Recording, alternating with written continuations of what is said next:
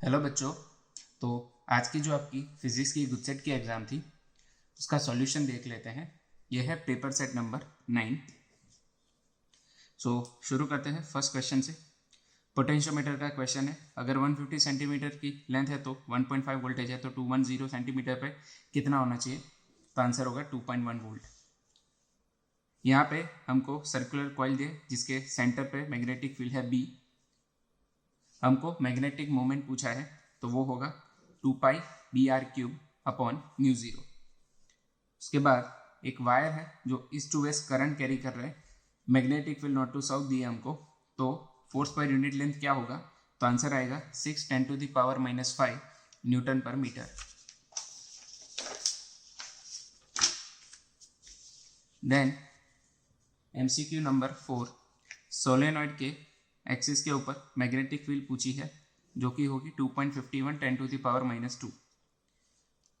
Deep angle पूछा है हमसे, जब horizontal and vertical component same हो रहे तो sin 45 एंड cos 45, तो इसलिए 45 डिग्री होगा यहाँ पे।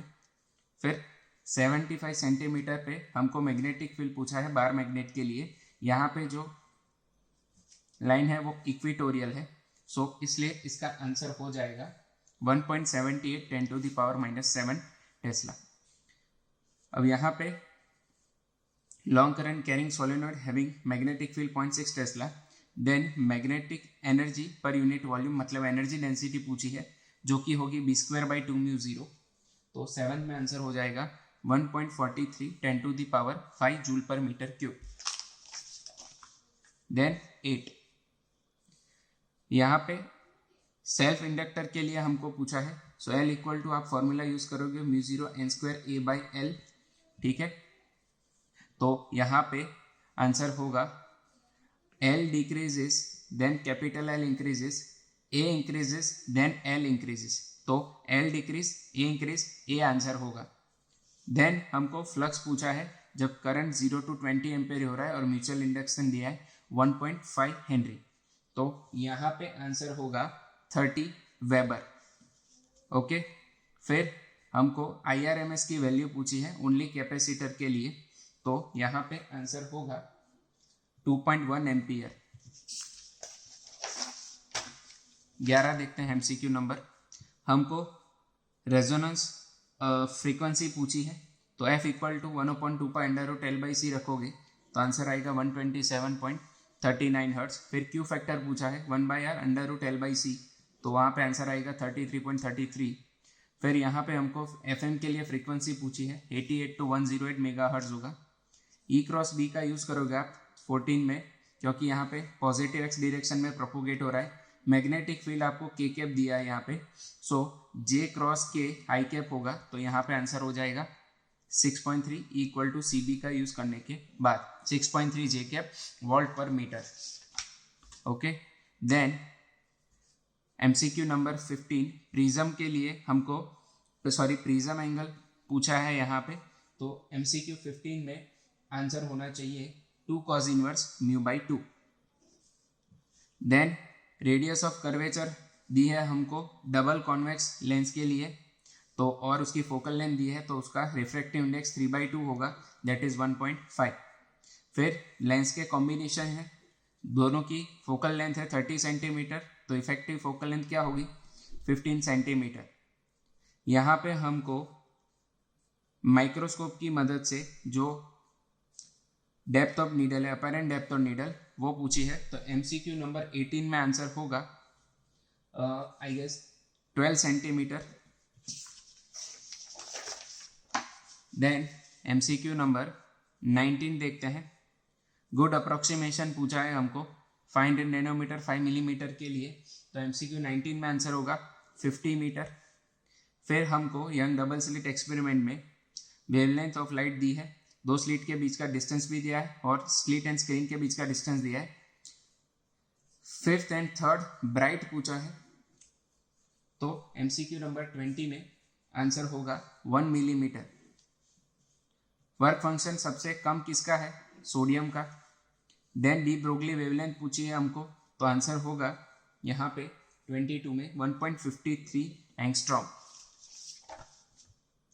स्लोप पूछा है हमको स्टॉपिंग पोटेंशियल वर्सेस फ्रीक्वेंसी के ग्राफ का, जो कि होगा h/e।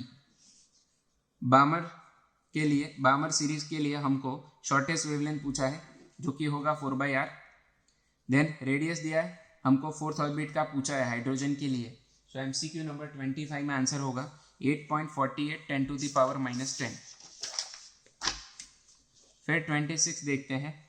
हाइड्रोजन एटम के लिए आपको एनर्जी दी है -13.6 इलेक्ट्रॉन वोल्ट ग्राउंड स्टेट की, तो काइनेटिक एनर्जी आपसे पूछी है, आंसर होगा +13.6 इलेक्ट्रॉन वोल्ट। कितने न्यूट्रॉन यहाँ पे होने चाहिए न्यूक्लियर फिजन रिएक्शन में? सो 27 में आंसर होगा 3 होने चाहिए। हाफ लाइफ आपको दिया है 16 ईयर्स, तो 1/16 पार्ट होने के लिए कितना टाइम लगेगा? 28 में आंसर होगा 64 ईयर्स लगेगा। What should be the ratio of neutron and proton for stability of heavy nucleus? 29 में आंसर होगा 3:2। फिर MCQ नंबर 30, LED के लिए कितना बैंड गैप होना चाहिए? 1.8 इलेक्ट्रॉन वोल्ट होना चाहिए।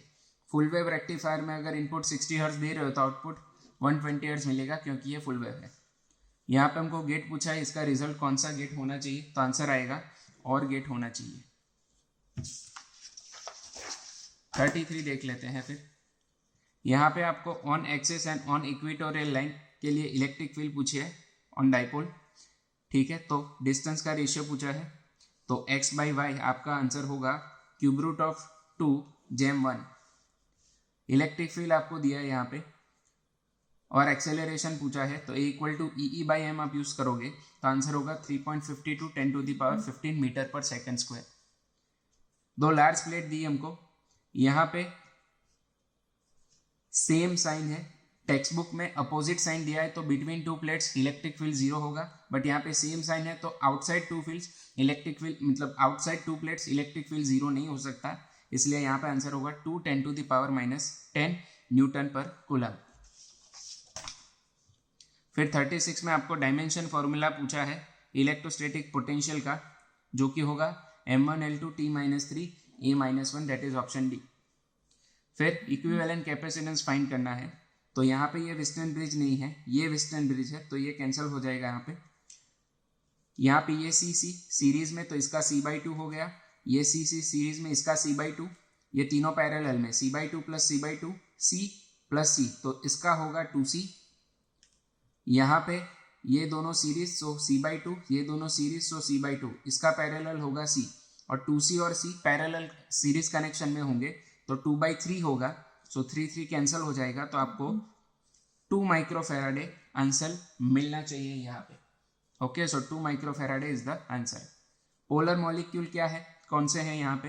तो HCl and H2O are polar molecule, so option A is the right answer.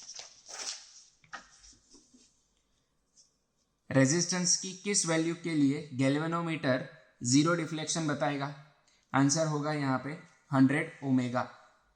और फाइनल 40 नंबर का क्वेश्चन, हमको रेशियो पूछा है ड्रिफ्ट वेलोसिटी का A एंड B के लिए, तो इसका आंसर होगा 1/9। सो ये था आपके गुड सेट के पेपर का सॉल्यूशन। Thank you.